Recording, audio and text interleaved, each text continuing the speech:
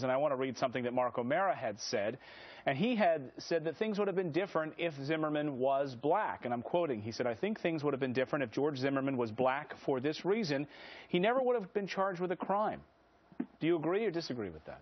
I think that Mark O'Mara is onto something here. You have to remember, Clayton, and we can't ever forget, the original prosecutor, a good professional person with a competent office, highly regarded, the original police chief, the original officers, all of the witnesses.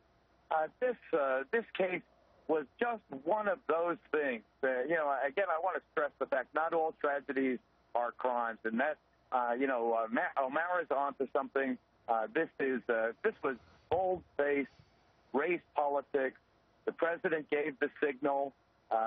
Jesse Jackson and Al Sharpton, two men I hold in very high regard.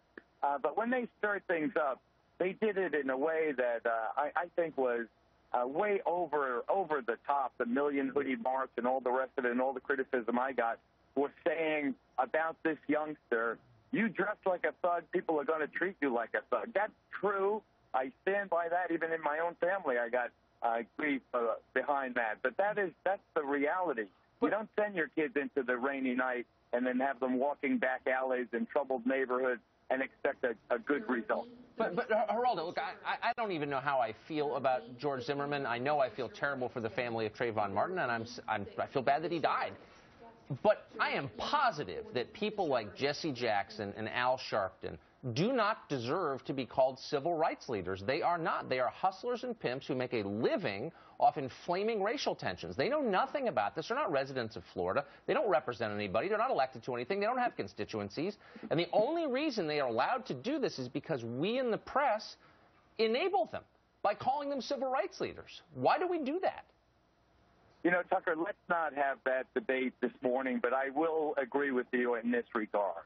You had 11 black kids killed last weekend in Chicago. Exactly. 11, 40-odd wounded. Where was the Reverend Sharpton? Where was the Reverend Jackson? That's the real civil rights crisis in urban America today. It is the gun violence run rampant, black-on-black crime, which amounts to 80+% of all the fatalities in the community. I think that what happens is, and what happened here, they went back to the old stereotype. Black kid killed by cops, there's where the outrage is. And it is almost irresponsible. It is certainly the easy road for these civil rights leaders, and I do believe they are, to ignore the real civil rights crisis in the urban community. It's intramural violence, gang violence, youth violence, the breakup of the family, fathers not being home, the tragedy, and the compounding tragedy. And I come back to the Trayvon Martin situation. I know the parents. I know Sabrina Fulton. I interviewed her. I know Tracy Martin, the dad. I interviewed him. These are good people who tried their best with a teenager who was giving them a lot of trouble. He was living with his mom in Miami.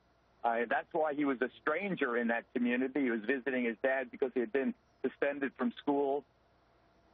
These parents tried their best. They